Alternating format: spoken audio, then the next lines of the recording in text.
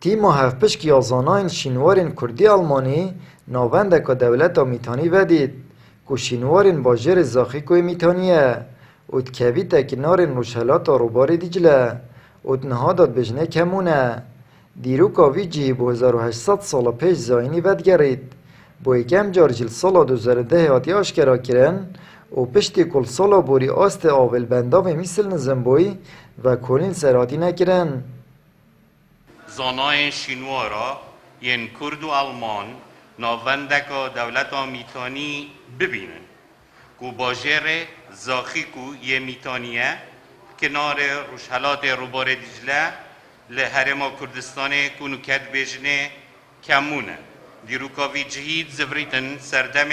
امپراتوریت میتانی که دنیفبر سال 1600 تا 1400 پیش زاین حکمرانی الوی دبرد کرد. اف ودیتنه تیتا هجمارتن جمازنترین ودیتنه شینواری لوی چرخی. تلاره کامازن وی جهات یدیتن بلندهیاوی 7 مترن و پانیا هندک دیواران 2 مترن و هندک دیوار جی پرنگ شین و سرحاتی نبویاخ کرن تانها و کنین سر 8 جورن ویهاتی کرن و 10 تابلتن بزماریت نافدهاتی ندیتن بلندهیا تلاره نزدیکی 7 مترانه و 2 گراهاتی آوا کرن و بوماوه که درش هاتی بکارینان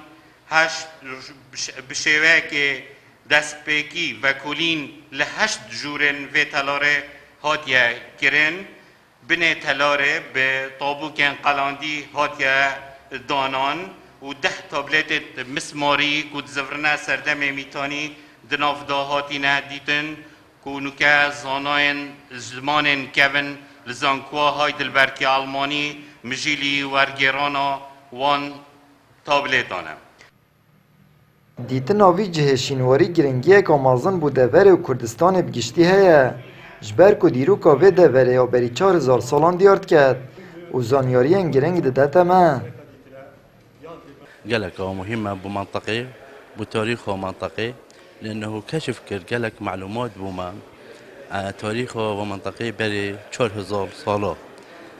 كشف هند تشتت ملتقطاتها بين أثرنا قصر تشيبوين في وقتي في منطقة وده نصة مسماري أيضا كشف إنه كي الجامعة هايدلبرغ أف نصة مسماري يتخين ضبطون تفصيلية مضمونة أبو نصة مسماري